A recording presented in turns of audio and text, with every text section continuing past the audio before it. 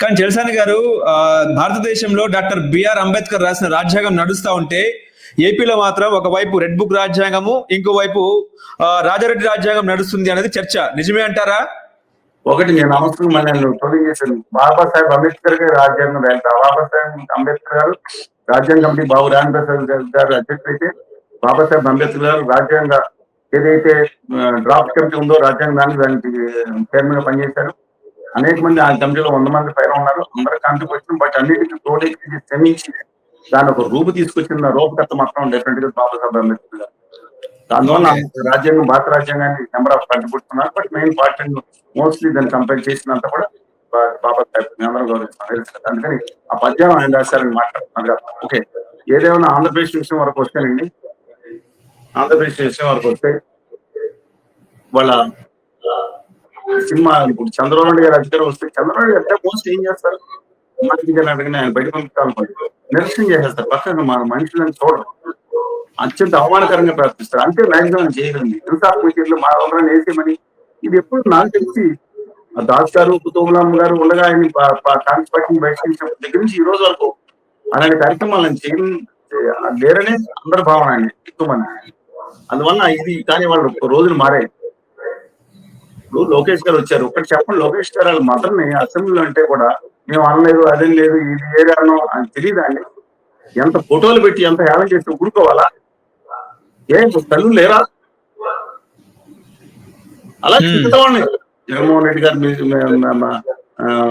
సతీమణి గారిని ఎవరన్నా చెప్పేది అంటే వీళ్ళిద్దరే అన్న సన్మానం అంటే ఆ సంగతి ఏంటంటే ఈ సోషల్ మీడియాలో మాట్లాడిన అంటారు, సామాన్యులు కూడా ఎలా చెప్తారు మరి వాళ్ళ మీద యాక్షన్ ఎందుకు తీసుకోవాలి? నాయకులు ఒక్కరికే దూరం ఉందా? అవునండి. అందువల్ల వాళ్ళ ఆంధ్రప్రదేశ్ లో మాత్రం కొంత కక్షాదిని ప్రశ్నలు జరుగుతున్నాయి. దాన్ని బృందంగా ఖండించాలి. నేను చెప్పాను మీకు ఇలా. ఇప్పుడు గవర్నమెంట్ గా నడుస్తూ అవసరం అండి. పోలీస్ స్టేషన్ గా నిజంగా ఆయన పిలిపించి ఇలా మీరు మాట్లాడితేనే ఆయన రైట్ లో అబ్సల్యూట్లీ. ఇప్పుడు పోలీసులు ఇచ్చారు అంతబాబు గారిని ఆ రోజు ఇబ్బంది పెట్టారా? ఆయన మిస్టేక్ గా షేర్ చేసిన ఎక్కడి నుంచి వచ్చిందని చెప్పి తీసేసినా సరే ఆయన బట్టి ఇబ్బంది పెట్టలేదా? అంతబాబు గారు వయసు తక్కువ అండి, 75 ఏళ్ళు ఉంటాయి, 75 ఏళ్ళు ఉంటాయి. అప్పుడు తప్పు చేశారు.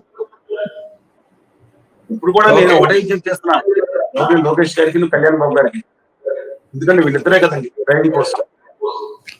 ఎవరండి ఇవాళ మాట్లాడినా అమరావతి గురించి మాట్లాడాలని చెప్పి నిజంగా దుర్మార్గంగా మాట్లాడినా వేశారు. మరి మీ పక్కనే సీట్లో కూర్చొని సన్మానాలు, పూలగుత్తులు అందుకుంటున్న ఉత్తర భారతీయ జనతా పార్టీ వాళ్ళు అమరావతి మహిళలు ఏమన్నారు? బయట లేదా పొడిచేర్ల గురించి మాట్లాడలేదు, ఇంకా చెత్త లేదా? వాళ్ళందరినీ నెత్తిమీద కూర్చోబెట్టుకుంటారా?